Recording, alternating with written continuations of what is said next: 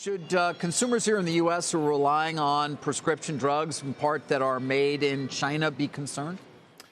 Consumers should not be concerned about the safety of the drugs that are in their medicine cabinet or they're getting, from doctors and hospitals, or the effectiveness of the drugs. No, I'm not talking about that. I'm talking about shortages. Right. I'm talking about the inability of them to actually manufacture the drugs so that you can buy them. Yeah. I think that if the situation goes on for many, many months, I think the shortage issue is a very real one. And it could affect lots of different drugs. I do. How can you give us some sense as to how significant it is, or how much we rely on China for either different parts of the components of drugs and or the entire manufacturing of them? Sure. Basically, drugs are made of active pharmaceutical ingredients and what are called excipients. Active pharmaceutical ingredients are the parts of the drugs that, to put it simply, cure the diseases. China is a leading supplier of active pharmaceutical ingredients for a lot of drugs in the United States. They also make what are called finished dosage form, or the final drug itself for different types of drugs.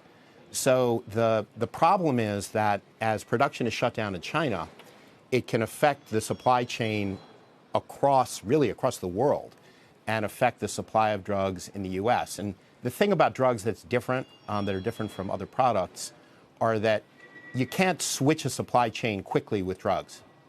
Drugs are highly regulated. Just so as an example, if you're getting your active pharmaceutical ingredients from China, it's hard to just snap your fingers and get them from another country, because the place that makes the active pharmaceutical ingredients has to be a place that FDA believes can do it effectively and in a way that promotes drug safety. It's a more difficult situation. Another issue to keep in mind as this goes along longer, drugs that are imported into the U.S. basically come from a few places. They come from China, they come from India, and they come from Western Europe, and a little bit from Japan and Australia, and some from Canada as well. If this situation and the virus spreads in a large way to India and Western Europe, in addition to China, then the risk of shortages just magnifies significantly. How much inventory do these drug makers hold before we actually get to start talking about things like shortages? It varies a lot by drug, so it's hard to give a general answer. And the types of drugs that rely on the Chinese supply chain really are quite varied. I mean, a lot of antibiotics come from China, but you also have active ingredients in cancer drugs and drugs, for cholesterol, for high blood pressure, for gastrointestinal disorders, pretty much you name it.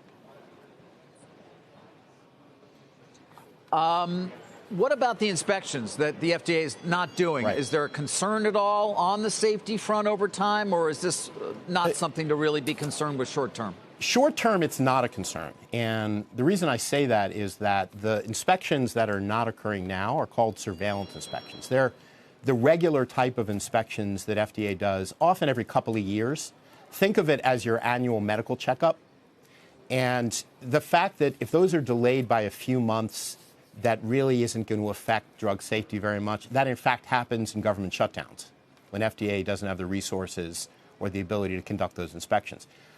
What's different here is that normally in other types of emergency situations, when there's a need for a for-cause inspection, and that's when FDA gets a signal that someone got sick from a drug or they learn of information about the safety of a drug, they can send an inspector immediately to inspect.